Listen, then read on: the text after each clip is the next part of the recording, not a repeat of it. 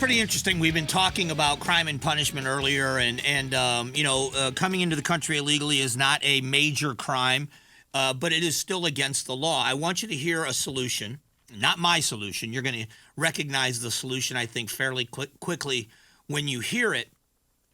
But this is someone that, well, I'll just let her say it. This is her solution. If you don't recognize the voice, I'll tell you after. This is her solution to the illegal immigration crisis in America. From all parts of the political spectrum, one of the biggest issues that we have when it comes to immigration is the fact that we have an undocumented population. Mm-hmm. Now, you can fix that by trying to build a wall, or you can fix that by trying to document people and create a path to citizenship.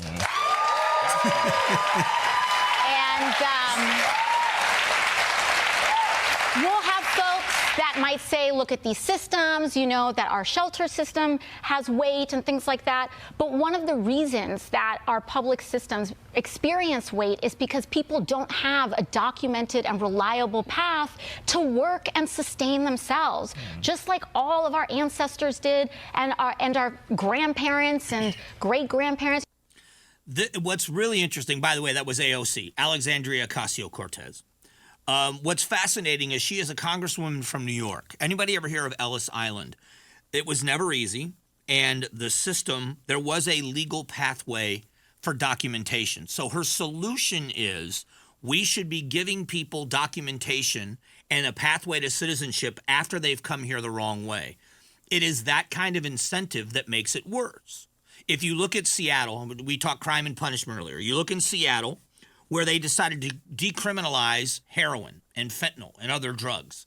And they are now scrambling to try to reverse the adverse effects of that. Now, again, I am someone who believes that an addiction should be treated like an addiction. But fostering the problem, making it easier by saying we're going to decriminalize it, doesn't mean you fix the problem. As a matter of fact, in that part of the country, it's made it worse. In the U.S., we have got to do a couple of things when it comes to the border. First and foremost, we have to send a clear message that if you come to this country illegally, if you come here with a false asylum claim, you are going to be put at the back of the line. There is going to be a long time before you are ever eligible to come into this country legally. And if you come across the border, we are going to turn you around and we are going to send you back. I'm not heartless. I am not a heartless person. But that's the message you send people. They're borrowing tens of thousands of dollars from the cartels. They are literally now indebted to the evil cartels to pay this money back. It's indentured servitude. These are people that are volunteering, whether they know it or not, to be slaves. That women are forced into sex trafficking, men largely are forced into the drug trade. It is the only people that are benefiting from the immigration system as it stands are the cartels. The only ones. So much so that we've reported, I've read the reports, I've talked about it on the air, that the cartels are targeting people that don't use them to come here.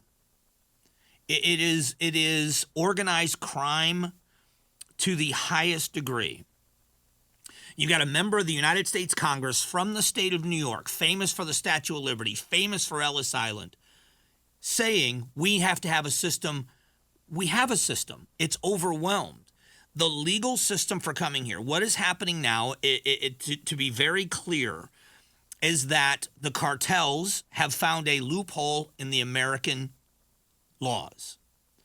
And using the right verbiage and coming here and applying for asylum, they have been told that they are entitled, and our government is complying, that they are entitled to an immigration lawyer, and they are entitled to be heard as to why they should get asylum in this country. We had an agreement because of the horrible government that is still horrible on the island of Cuba. And if a Cuban citizen made it to dry land, that they were granted asylum because they were Cuban political refugees. And there are certain nations where we would agree that that's the case. But what we are seeing, and it's not people just from Mexico and from Central America or South America, we're seeing nations all over the world. The Communist Chinese, we're seeing people from nations all across the globe making their way to the southern border of the United States. The northern border's in trouble as well, but the southern border. We've got to stop that. We've got to stop the incentivizing.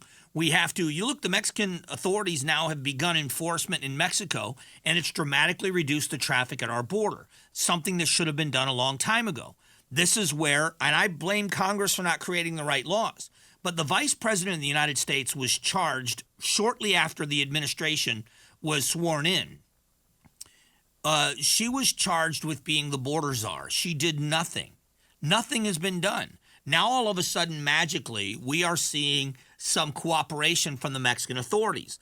But the more the cartels gain in power, you know what power gets them. The money helps get them power. They bribe and they murder.